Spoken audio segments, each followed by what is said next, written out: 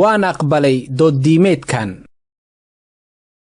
maxaa yeelay waa la i weydiistay in aan imaado kana jawaabo su'aalaha inuu ciise eebba yahay shakhsi ahaan uma qaadanayo wax aad u weyn su'aasha ayaa ah maxaan u aqbalay casuumaadda maxaa yeelay ma jirto wax dhib ah ayna dhex yaalla muslimiinta ama dadka kale ee ka yimaada qaaradaha kale waan aaminsanahay kuna faraxsanahay in noloshayda dhan ku maalgeliyo ilaa iyo hadda iyo in aan jeclahay dadka muslimiinta ah dhagahayga waxaa ku soo dhacaya gaar ahaan sannadkii hore markii uu dhulgariirka ka dhacay Iiraan waxaan aad ugu shaqaynay kiniisaddeenna in aan u dirno diyaarad xamuul ah oo siday daawo heer sare kuna socotay Iiraaniyiinta kolkii aan maqalnay oo dad muslimiin ah inoo sheegeen in dad ku gaajoonayaan Itoobiya iyo Eritrea waxaynu u dirnay raashin gargaar badan iyo lacag aad u badan caawimaad ah waxaan dhahnay waxba inagama gelin haddii ay dhexdooda muslimiin iyo kirishtaan isku magacaabeen waa dad bini'aadanimada aan walaalo ku nahay wiil iyo gabar caawimaad hadday doonayaan waynu caawin waddankan gudihii waxaan la shaqaynayay markaas kuwa qaxootiga ah ee muslimiinta ahaa markaas mana aanan weydiisan haddii ay doonayaan inay kirishtaan noqdaan waxaan ku nidhi haddii aad qaxooti tahay adiga aad u baahan tahay deegaan waxaan haynaa guryo waxaan haynaa lacag waxaan haynaa xiriiryo kala duwan xitaa dawladda waan kula shaqaynayaa si aan kuu caawiyo si markaasi halkan aad ugu hesho guri taasi waa sidaan u shaqaynayay sidaasi darteed wax hore xitaa hal eray oo diidma ah waa eray oo lid ku ah islaamka ma dhihin shalay ka hor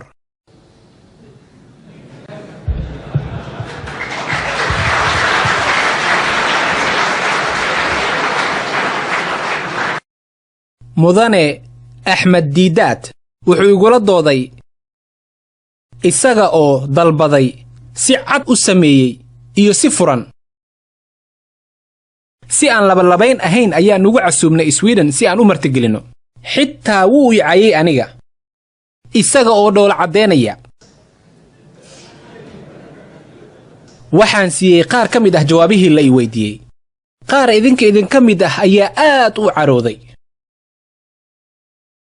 si waliba dadka qaar ayaa igu waaniyey inaanan ka qayb galin kulankan caawa dhacaya oo maxaa diiday maxaa yeelay xalay waxaa la rabay in lay dilo ma ogtihiin idinka in booliska hadda uu baarayo isla markaana baaritaan lagu hayo isla markaana laboratoriga la geeyey si sunta nuucay ahayd loo ogaado xitaa hoolkii shirka uu ka dhacayay dhulkiisa waxyeelo ayaa soo gaartay nolosha ayaa laygu gubay haddana waxaa maqlay qof leh si kale ayaan isugu dayi doonnaa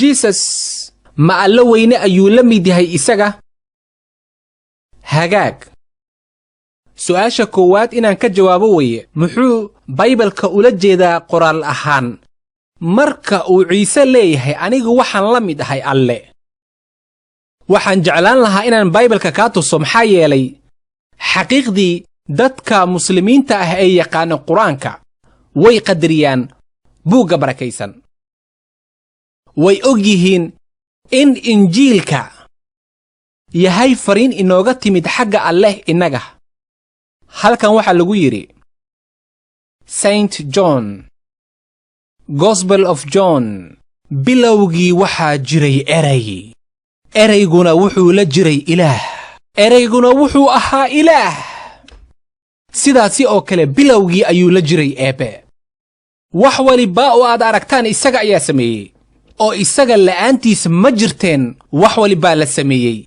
isaga la'aantiis isaga wuxuu ku jiraa nolol kaasi wuxuu ahaa eebbe. wax yar isuga. Jesus wuxuu la mid yahay, la siman yahay eebbe. taasi waxaa aaminsan Kirishtiyaanka. sidaasi oo kale kiniisaddan iyo kiniisadaha kale waxay rumaysan yihiin in uusan jirin wax ka weyn Ciise. isaga waa boqorka boqorada, waa xaakimka xaakimiinta, waa aqoonsiga lagu garto eebbe. la mid ah askumaha wax waliba. Bible-ku wuxuu leeyahay in Ciise laftii uu leeyahay awood aad u tiro badan. mararka qaar waxaan arkaa sidaan ka aqriyay ama aan ku arkay buugaagta uu qoray ama qoraalada Axmed Diidaat wuxuu leeyahay sidaani oo kale. dhagaysta muslimiinta saaxiibaday ah. mudane Diidaat wuxuu leeyahay sidaan: uma baahnid akhrinta Bible-ka, akhri buugaagtayda. maxaa yeelay aniga ayaa kugu kaalmaynaya fahamkiisa. waqti ha isaga bixin akhrinta Bible-ka, aniga ayaa tixraacyo ku siinaya. ha dhagaysan waxa. haddii aad daacad tahay oo aad doonayso runta, ordoo bax oo soo qaado Bible aad adiga soo iibsatay lafta. kadibna waxaad heli doontaa. maya, ha sacbinina. ilbiriqsi walibaa waan u baahanahay. idhagaysta. Jesus wuxuu isaga laf ahaantiisa sheeganayaa eebbanimo. laakiin si toos ah uma dhihin oo uu fahmi karo qof waliba oo akhrista Injiilka. xitaa Muxamed ku daro ma fahmi karo.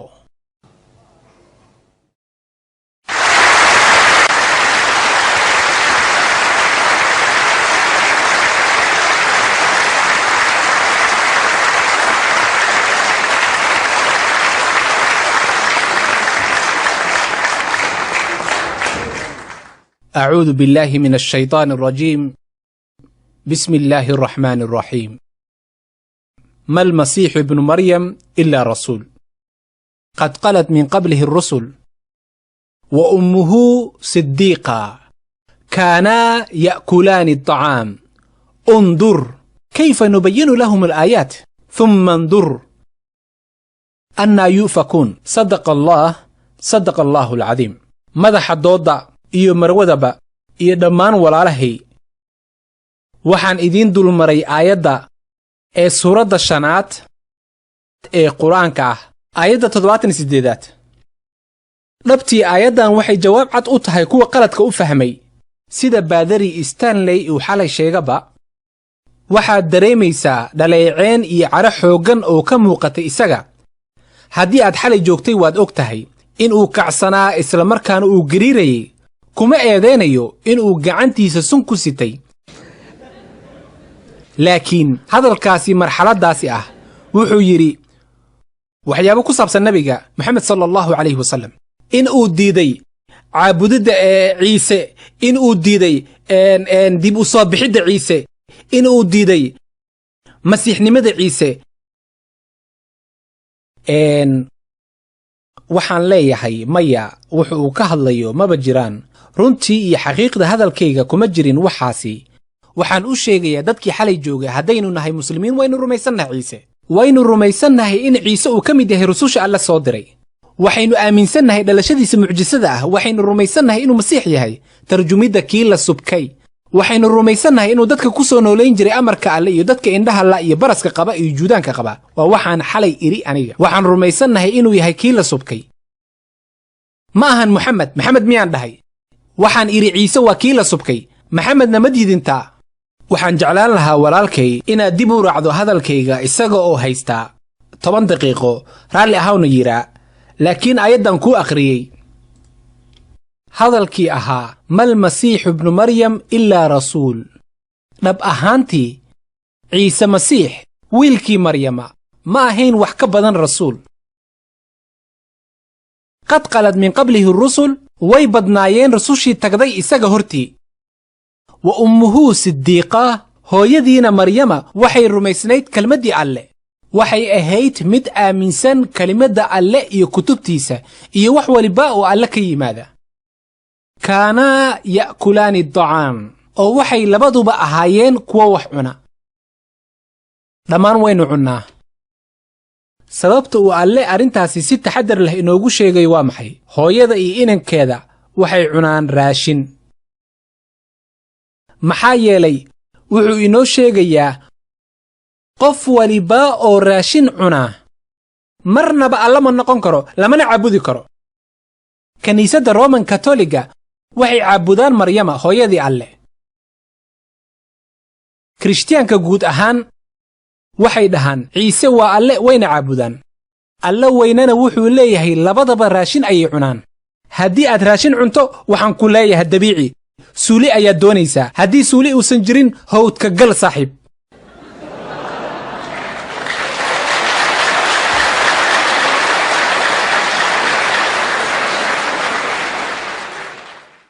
tanna ma aha wuxuu alle sameeyo. alle suuli ma aado, dhagax iyo hawdna ma galo si uu u soo saxaroodo, mana sameeyo waxaasi.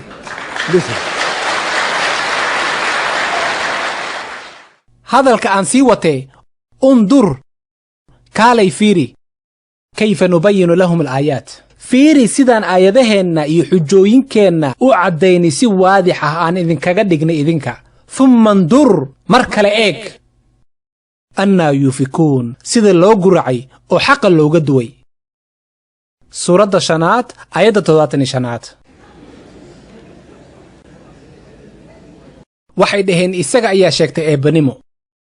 fiiri sheekadan. baadiriga wuxuu yidhi igula dooday, waxaan codsanayaa walaalahay kirishtaanka ah ee wax bartay kulamadaydii adduunka oo idil ka dhacay. waxaan idhi wiilasha iyo gabdhahaba, waxaan idinka codsan lahaa hal arrin. haddii ciise uu eebba yahay, waxaan jeclaan lahaa inay tustaan hal aayad, hal meel oo cad oo baybalkiina ku xusan, nuuc waliba oo baybalka ka mid ah, halkee ciise ku leeyahay waxaan ahay eebbe, ama halkee uu ku leeyahay i caabuda. haye xitaa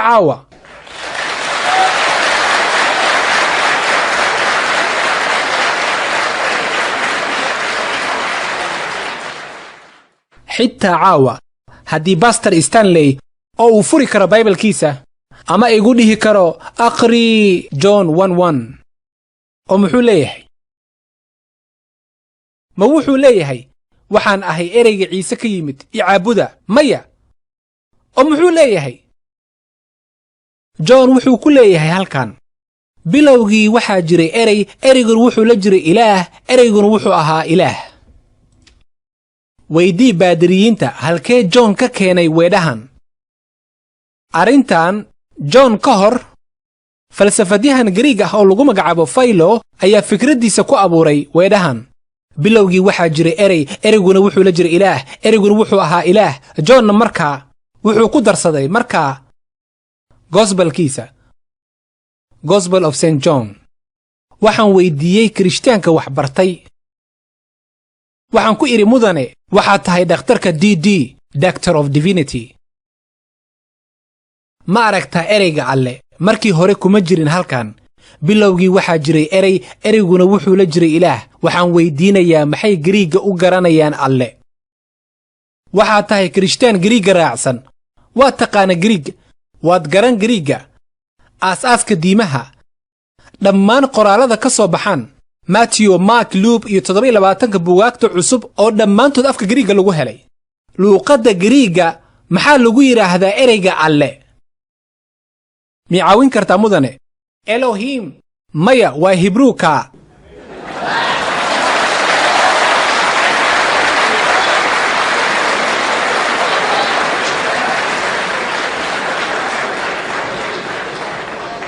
ma aragtaan wuu carooday hadda.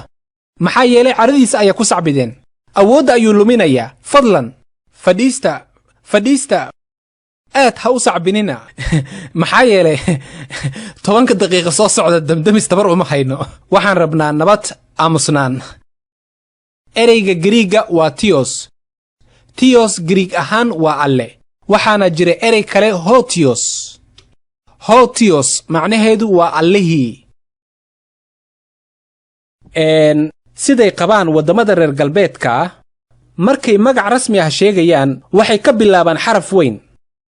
proper noun magacyada guud ga'da yar, proper noun ga'da weyn, god for god.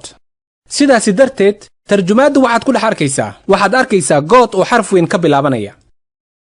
aqbalnay waa nidaamkiinna. afka Hibruuga iyo Griigaba kuma jiraan wax xarfo ah oo la weynaynayo mar iyo xarfo la yareynayo mar kale. Carabigana waa sidaasi oo kale, ma lahan xaraf weyn iyo xaraf yar. laakiin nidaamkiina galbeedka ah waxaa jira xarfo weyn iyo xarfo yar. sidaasi darteed xarafka god u istaagsan allaha awoodda badan. waxaan aragnaa in xarfaha god ereyguna wuxuu ahaa eebbe. ereyga labaad ee god Gariiga dhexdii mudane waa tontios. tontios Gariiga dhexdii macna ahaan waa eebbihii. eebbihii xaraf yar la siiya ayay ahayd. sida nidaamkiina uu qabo god waa alla weliba ma ahan proper noun. waxay ahayd xarafka la yareeyo. waxaan ku weydiin maxaad xaraf weyn u siiseen mar kale? haye ii macnee dad ayaa qiyaameynaysaan. marka koowaad ga' weyn hagaag waa laydinka aqbalay. marka labaad waxay ahayd ga'da yar isticmaashaan. maxaad xarafka ga'da weyn u isticmaasheen? waxaad abuuraysaan macno kale. kanina waa allaha awood badanaha ee god waa alla weliba. ma aragtay waxa ku qoran buugga Corinthianska waad aqrisay? shaydaanka waa allaha adduunkan. waa isaga eebbaha. hotios Griig ahaan waxaa lagu qoray ga'yar sabab. haddii hotios tahay eebbihii nidaamkiina idinka mudane daaciyadiinna waxay ahayd inay siiyaan xaraf weyn allihii shaydaanka lagu sheegay.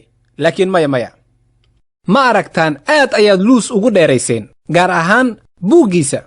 sidaad rabtaan ayaad u tarjumateen. kadib baybalkii hore waxaa ku qoran in muuse alla la hadlay. wuxuu u sheegay oo u soo jeediyey waxaan kaa dhigayaa eebba weyne loo diray fircoon. waa olahiin. waxaan kaa dhigayaa eebbe. waxaan doonayaa hadda maxaa haddana xaraf yar looga dhigay? shaydaanka xaraf weyn la siiye ay ahayd mid yar ayaa la siiyey. muuse mid weyn la siiye ay ahayd mid yar ayaa la siiyey. halkee ayaad ka keenteen xaraf weyn iyo xaraf yar horta? ma ahan Hibruu, ma ahan Griig. waxaas ayaad doonaysaa inaad rumaysaan iyo inay dadka waxaas idinka rumaystaan. ma ahan tarjumid daacad ku salaysan. haddaba waxaan leeyahay mar kale ereyga ciise ma ahan ciise ereyga ma ahan. muxuu leeyahay? ciise wuxuu yidhi aniga aabbahay ayaa iga weyn. waa tusaalihiisa. aabbahay ayaa aniga iga weyn. wuxuu yidhi haddana aabbahay ayaa ka weyn dhammaan. wuxuu yidhi haddana wax aan samayn karo la'aantiisa ma jiraan. mudane waa tusaale. waxaad sheegayseen ma waxaa Hibruu iyo waxyaalo kale Philippians iyo kale? waxaan yidhi waa kuma Philippians, Galatians, Corinthians, Thessalonians. waa kuma? ma ciisa? maya waa Paul. waxaan doonayaa wuxuu ciise laftiisa leeyahay. waan jeclahay, waan qadariyaa si weyn. waan raacsanahay. laakiin waxaan doonayaa wuxuu yidhi isii ereyadiisa. ma doonayo wax qof kale maladiisa tahay ama isaga ku macnaystay ama wuxuu soo aliftay. diinta sideedaba waa badbaado. badbaadadayda kuma xirna waxay dadka iyaga soo alifteen ama maskaxda ka keensadeen ama qof kale keensaday. sidaa doonta ka yeel. laakiin xaqiiqda ka sheeg arrimaha dhabtahay ciise. oo uu ciise ku yidhi waxaan ahay eebbe. ciise ku leeyahay i caabuda. ma og tahay eeg adiga 10 daqiiqo 10 daqiiqo ugu dambeeya waxaan ku hadlayaa English aad u sahlan. waxaan doonayaa ereyga Jesus halka uu Jesus ku leeyahay. waan rajaynayaa Englishkayga inaad fahmaysaan. halka uu Jesus ku leeyahay waxaan ahay alle oo ku leeyahay Jesus i caabuda. waan rajaynayaa inaan 10 daqiiqo oo kaamil ah siiyo isaga oo uu baadariga haysto haddii uu tilmaami karo. itus aayad oo ciise ku leeyahay waxaan ahay alle aniga i caabuda. weligaa ma heli doontid maxaa yeelay waxaan horey aan u soo baaray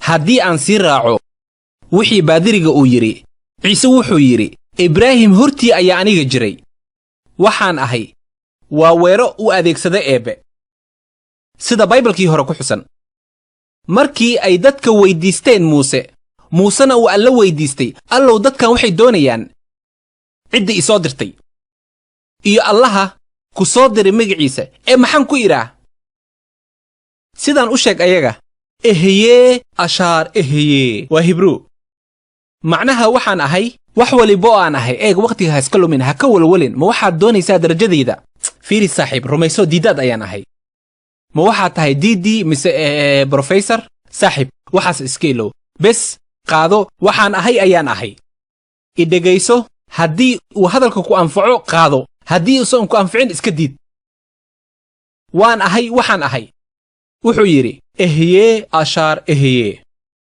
kadibna waxay ku dhaheen fiiri nin yahow da'daadu waa 20 oo keliya ama 30 waxaad sheeganaysaa inaad ibraahim garanayso wuxuu ku yidhi ibraahim hortii ayaa aniga noolaa haddii uu ula jeedo inuu isaga ibraahim ka hor jiray waxaynu doonaynaa sida ayuu ahaa maxaa yeelay waxaan ognahay oo aad mudana inoo sheegaysaa in ciise masiix uu dhashay 1991 sano ka hor siday noqonayso gabar yuhuudiyad ah 1991 sano ka hor xilligaasi ka hor dunida ma joogin isaga halkee ayuu jiray ma aabihii nuucee ma ninkanoo kale ah wiil 30 sano jira oo eebbo weyne la socdo kadibna eebbo uu ku celiyey caloosha oo hooyadii caloosheed geliyey ayadana 9 bilood siday kadibna ay dhashay isaga oo yar ma waxaas baa fikraddiina inuu ciise eebba la jiray socday hadlayay laafiyoonayay iyo uu la socday alla weyne haddana u soo bandhigo ku yidhi wiilkaygiiow waxaad gelaysaa caloosha maryama waxaad ku sugnaanaysaa 9 bilood oo u soo dhalan doontaa sida bini'aadamku u dhashaan oo ku sugnaan caloosha hooyada in muddo ah ma waxaa miya caqli ah inuu eebba la jiray sida ayuu la jiray sidaasi darteed aqri mudana buugga jaramay wuxuu qeexay in eebba yidhi wuxuu yidhi waan ku aqiinay inta aad uurka hooyadaa gelin inta aadan caloosha hooyadan gelin waan ku aqiinay waxaan kaa dhigay nebi loo diray dunida oo idil ka hor uurka hooyadaa waxaan doonayaa sidee qof nebi ku noqon karaa inta uusan caloosha hooyadii ka soo bixin eebba ayuu la jiray waan ku aqiinay waan ku garanayaa inta aadan caloosha hooyadaa gelin waan ku aqiinay qaab nuucee ah ma aragtaan fahamkiinna iyo qeexitaanadiinna sida ay yihiin waxaad eegaysaan yuhuudda buugaagtooda haddaba waxaad aqrinaysaan kutubta yuhuudda oo muraayado griig ah ayaad ku aqrinaysaan waa kaa iska hor imaadka laakiin yuhuud ahaan haddaad u akhrisanayso dhib ma lahan haddaba waxaynu garannay in ciise uu alle la jiray jaramayna uu alle la jiray iyo waxaan kuu sheegayaa maxamedna alle la jiray sidaasi oo kale hitlerna alle la jiray sidaasi oo kale qof waliba ayuu alle la jiraa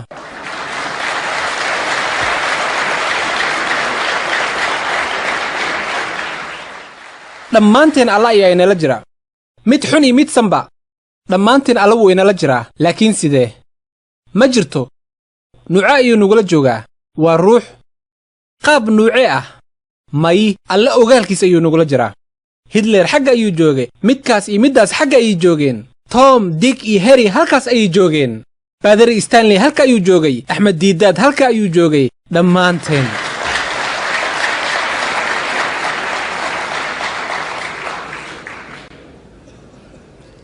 baadarigu wuxuu xusay haddii aan islaam nahay daacad u noqono injiilka sax laakiin markaan ka hadalno injiilka kani waa injiilka ciise oo wax wanaagsan loogu sheegay ciise waan aqbalnay wax kastoo ciise la yimaado arki karto oo hubaal ah oo aad leedahay kani waa hadalkii ciise markaasi waa injiilka ciise laakiin waxaan maanta arkayno ma ahan injiilka ciise waxaan rumaysannahay inuu yahay injiilka gospel of jesus ma ahan injiilka matthew waad aqridaan bible waliba baibalka carabiga wuxuu leeyahay injiile Matthew, injiile Markas, injiile Lukas, injiile Yohana. ma haysaan wax uun injiilka ciise ah. waxaynu rabnaa injiilka ciise. ma haysaan. xalayta waxaan soo hadal qaaday halkee waxaad haysataan xarfo cas oo baibalka ku jira, kirishtaankiina xarfo guduud ah, middaas oo ahayd in magac waliba oo Jesus lagu qoro casaan. ma keeni kartaan hal dhibic oo baibalka cusub ah? waa hal dhibic. 90% baibalka cusub waa madow. xitaa hal jumlo. qaar baibaladu cusub hal xaraf yacni hal xaraf oo cas ka keen. buugaagtiina 27 ah xitaa ka keen hal dhibic meel waliba. taa macnaheed lama taaban ereyga Jesus weligeed lama taaban. soo qaado baibalka cusub waan ku tusi, aniga ayaa ku tusaya.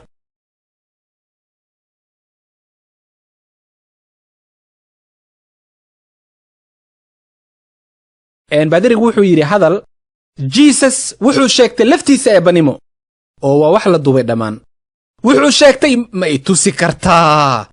fadlan ma i tusi kartaa?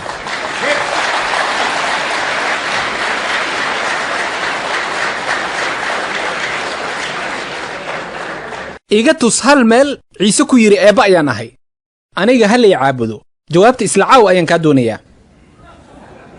wakhtiga ha lumin, wakhti lumis maya.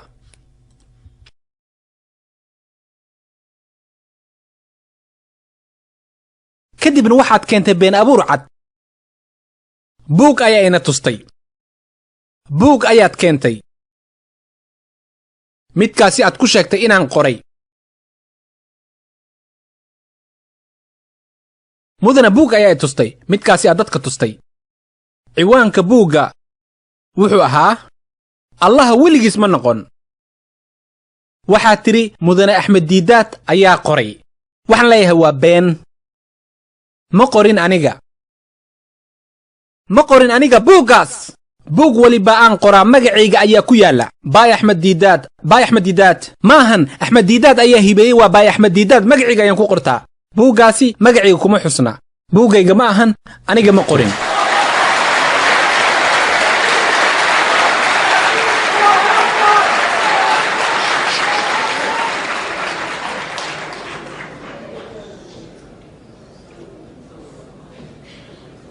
eebba jaahil ayuu ka ahaa xilliyada. waxa laga hadlay waa eebba weyne. dhegayso. wuxuu jaahil ka ahaa xilliyada. ana on the morrow, maalintii xigtay markii ka soo laabteen Bethany, isaga ciise ah wuu gaajaysnaa. ma qiyaasi kartaa alla baahan?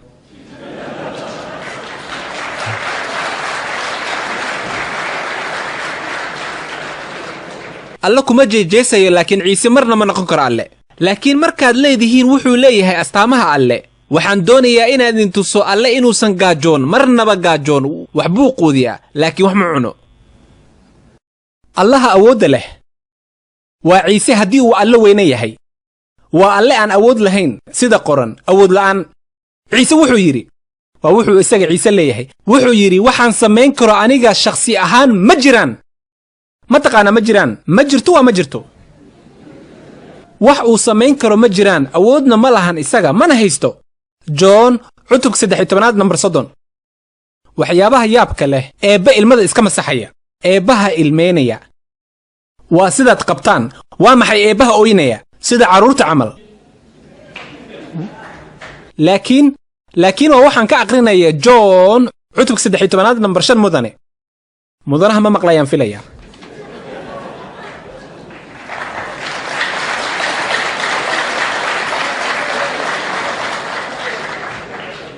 john cutubka 11 nambar 35. jesus wuu baroortay. waa sidaa, wuu baroortay isaga. ma garan xilligaasi? lazaras ciise saaxiibkii oo dhintay. ma aragtaan mucjisada ciise ma ahan mid isaga awood uu u leeyahay. wuxuu yidhi ninkaa arrin uu iga been abuuranayo aniga oo aan idhi muuse wuxuu ka wen yahay ciise, waa been abuur kale. waxaan u baahanahay caddayn inaan aniga idhi. 10 daqiiqo ayaad haysataa.